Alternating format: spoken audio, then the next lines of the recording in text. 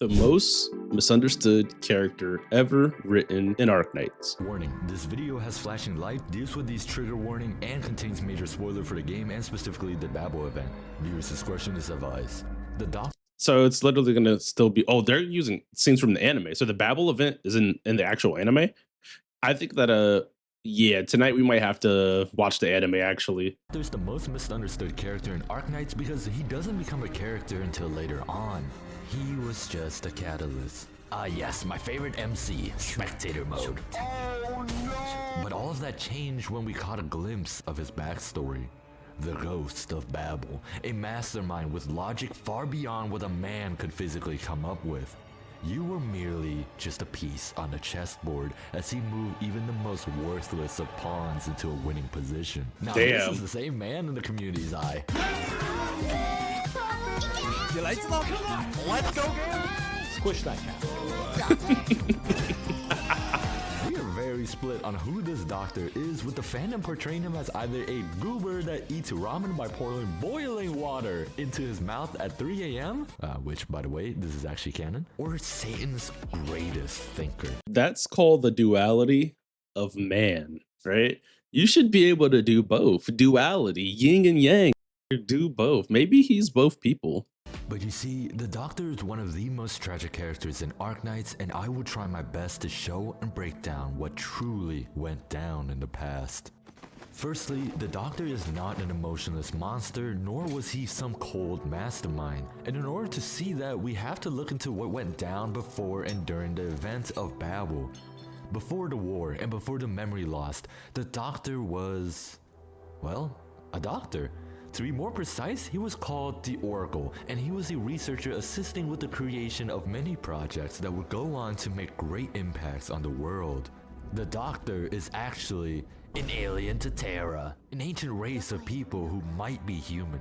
They travel the galaxy, and eventually, he meets the priestess. We'll put a pin in that. It is alluded to that the two had a strong bond.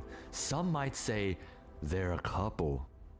A couple of besties, but eventually they... A couple of besties is crazy. So he was in love with her and they never got together. We are really not a main character in this game, right? But he did say that you start off as an observer and then you actually become like in, which is a dope. I think that is dope. I reneged on my promise. I never thought I would see this word like in captions in my life ever. He landed on Terra. Then things started to go south. Something was beyond them. Watch it.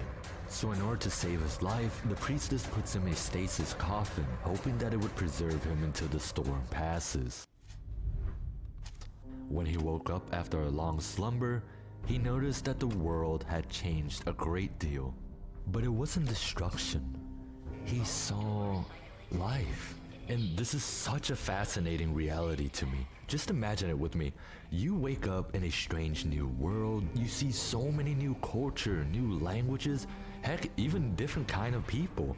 I know that we live in an age of information and that you can simply look up on the internet of what something is or how it looks. But imagine if you've never had the concept of a vast blue world. A lake so massive it wraps around the planet. Imagine what it would be like to experience the wave for the first time. All of those things you've read about, it's real. But before we can venture out, you heard the pleading from your child, Ama 10. Or better yet, you may know her as Kaltze. So before going to sleep, the doctor... Wait, your child? Did I miss that? I thought maybe I missed that in another video. I could have swore they were saying like this was his like wife and that she hated him, but this is actually his child. Two notable creation he was fond of, the Originium Project and the Homunculus.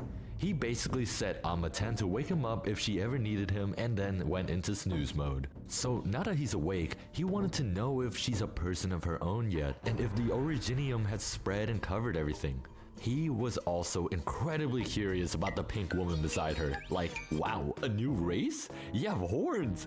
And your name is Teresa. What are you, some kind of saint? The doctor was like a kid in a candy shop. After all, what kind of researcher wouldn't be excited about uncovering a new world. Sorry, so you're called the Sarkaz. That's pretty cool. I mean, I kind of thought you were like demons or something. Dad, you can't say that. What? Demons? That's a slur now. What? How long have I been asleep for? Dad. What? I'm not saying she's a demon. It's a term from the Dad. Okay, jeez. What the I'm not racist, but so Teresa basically answered all of his questions to the best of her abilities. She tells him about her ideals, a unification of the world. Right now, war and violence plague this planet. Her people are not only being persecuted, but are also perpetuating the cycle of violence. She's trying her best to change the way of her people, but the doctor does not know what he can do. He is just a researcher with no real political experience. So the doctor requested one thing. He wanted to explore the new world to get a feel of it. He also needed to see what his Originium project truly did. So he got some supplies and began walking. He witnessed so many beautiful things, so many different cultures and people. I saw the reinvention of the radio, and the first thing you all did after discovering an ethereal field that permeates the universe is to infuse it with music. Now that's beautiful. In the midst of his travel, he stumbled upon a wreckage. He heard a little girl. She was trapped underneath This is where he the finds rubble, Amaya. and so with a naturalistic instinct, he reached out his hand and rescued her. That child's name is Amiya. The two would go on to adventure together, and while the doctor saw many great things about Terra, he also saw a lot of terror. This child was being deported from her own home because of her infection, the very thing he helped created. What makes it even worse is that she has lost both of her parents and would have died in a hopeless dark pit if it wasn't for a coincidental encounter. I believe that nearly every man in the world would do the same thing. Of course, this is just my own opinion, but I think the human heart is very susceptible. Many people, even after they've experienced the hardship of life, would choose to do the right thing. Not because doing the right thing is expected of us or because of societal means, but because of that emotion. It's just funny. He's using very good clips from other moments to keep the story rolling along. And it's very engaging like this because we're getting a new scene that does apply to what he's saying in familiar forms of media for us as gamers and anime consumers, right? It's actually a super W. That feeling of being a good person is something so indescribably unique, you could say it's a human experience. I know the world isn't a fantasy. Heck, despite me saying all of this, I still lean towards the cynical side. I don't trust people. The internet only exacerbates this problem with the algorithm spreading hate and showing everyone that everyone is terrible. We react to negativity more than positivity. It's human nature. And yet, the average people aren't like those you see on the internet. Good deeds often go unnoticed, but I want to hope that the average normal people, the people like you and I, are still good people. That we will be that person that helps a child in need. And that's what I think is so special about the relationship between the doctor and Amiya. To show us that even a man so incredibly different and alien still chooses to help the child that isn't even his own. But this very relationship is the catalyst that led to the doctor's dilemma.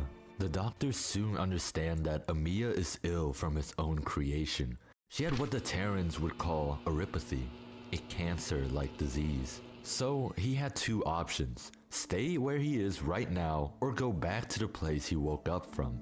The doctor has been on this adventure with Amiya for a long time now, and there is a lot I left out, especially his other relationship and conversation. But the most important thing for you to know— I'll just say, would you guys, if you had to decide between staying up and just figuring out how to fix everything here or going back to sleep to seeing your project through to the end, what would you choose? Like, what would you actually have chosen? Because I feel like if it's your lifelong passion and dream, then giving up on it is probably horrible. But if you give up on it to save an entire world that you just experienced and fell in love with, that's like not an L either. That's like actually a massive W, right? So about is his return to Babel and the dilemma he must face. He truly cares for Amiya, and because of her, he cares for the world of Terra. So, as conflict began to brew with a spark of a new war, Babel was under attack. The situation was dire, and when things were turning for the worst, the Doctor finally stepped up to take command. Remember, this guy is just a researcher. Sure, he was trained, but he had no real experience. Luckily, and this is a cool nod to chapter 1 of Arknights, the Doctor was good, scary good. They only lost a few people while winning a nearly impossible fight, and this fact scared him.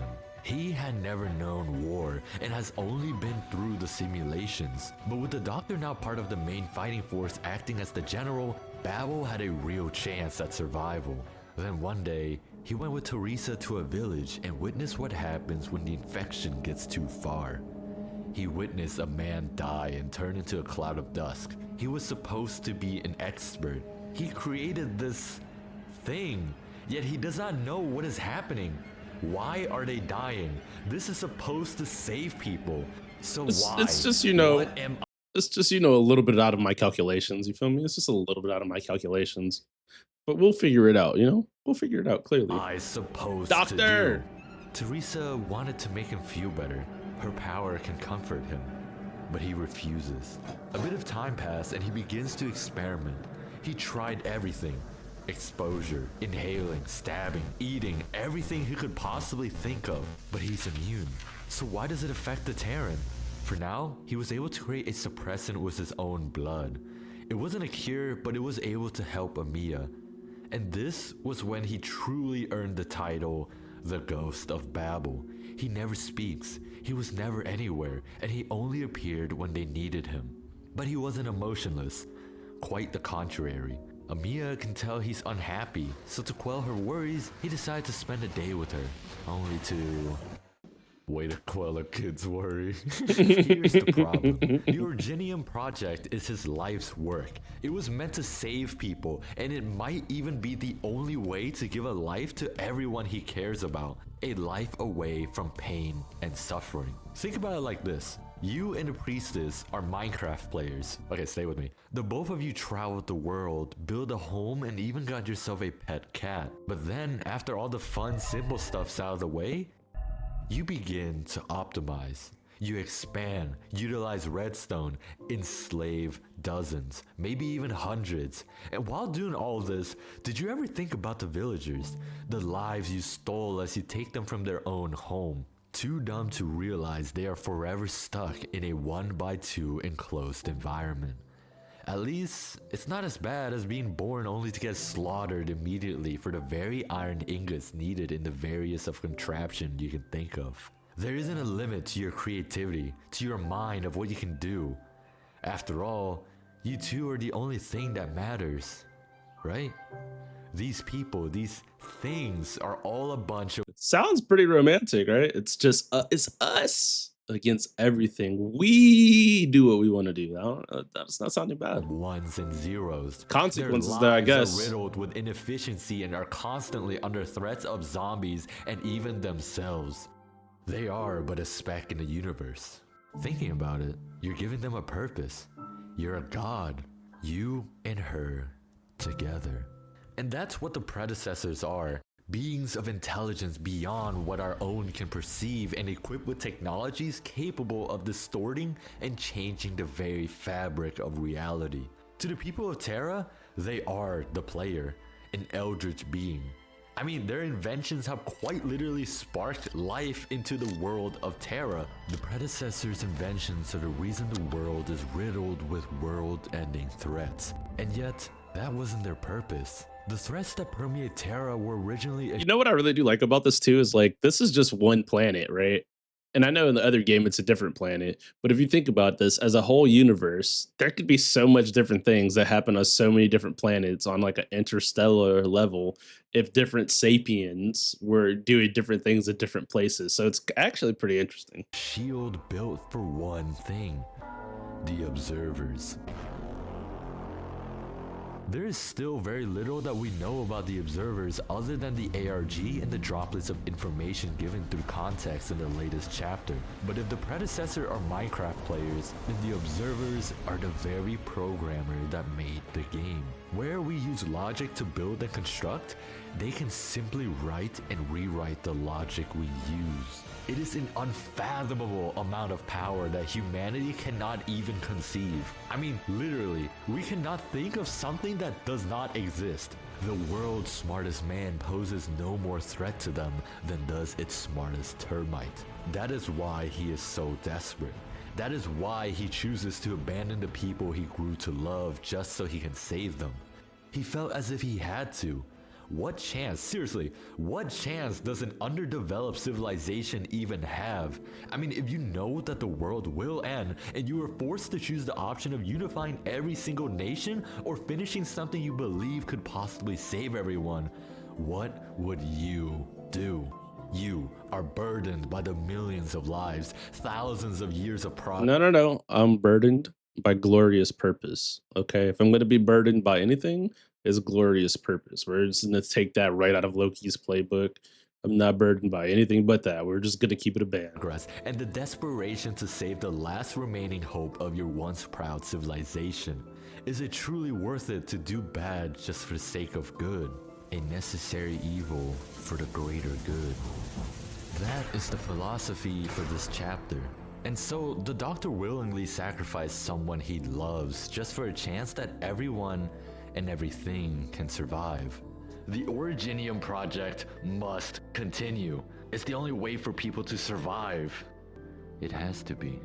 The priestess always believed that life has a chance and that we can overcome the threats together. She wanted the world to be together. When I see everyone playing in the snow on the deck, I can't help but fall in love with this frosty little phenomenon. But because she was against him, he let the assassins in. Teresa does everything in her power to shield Amiya from what truly went on. She knows the Doctor had betrayed her, that he had made his final choice. Before Teresa fully succumbs to her injury, she gave Amiya her power and the crown. Teresa had always been there to witness the kind child, believing that she is the worthy successor to her dreams. She tells Amiya she wishes she could see her grow up. Then, Amiya falls asleep. Footstep. It was the Doctor. He asked her if she hated him. Not only did he betray her, he had hurt everyone he cared about. Still, he reassures. Don't worry. Everyone will be safe. I made a deal that only cost you. He begins to make excuses, his guilt eating him. I won't abandon the people of Terra. The Originium project must continue, but I'll figure out a way to save everyone. Teresa understood this. I'm not gonna hold you. This moment just was so depressing, bro. This moment was so depressing. I'm not gonna lie. But they are showing duality within the character. And it's rare to have a character, especially the main character, be able to express multiple types of emotions without them being like ridiculously conflicting, right? Or like in a way where like it's easy to receive as the player. Doctor couldn't abandon The consumer. his project, nor could he let go of the guilt. The Doctor was just a man. He isn't a god. He loves her and he loves Amiya, but he was too torn between decisions to fight for everything. They awakened me, the destroyer, as if I was their savior. Teresa smiled kindly and touched his face. She saw him crying. She always knew of his plan even when he chose to hide from everyone. So she gave them one last gift, a revenge of her own. She wiped his memory, everything, and all of his biases. She believes in him to the end, that the man is benevolent and would find a way to save everyone. She imparts a final message. So, Doctor, please continue to stay with Amiya and Kaltzit. I believe that you will once again fall in love with this world and once again choose hope and the future.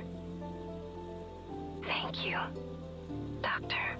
Now, see, after revisiting this story for a second time, because we literally, the majority was about this incident, or like we're pretty pretty much the whole stream, right?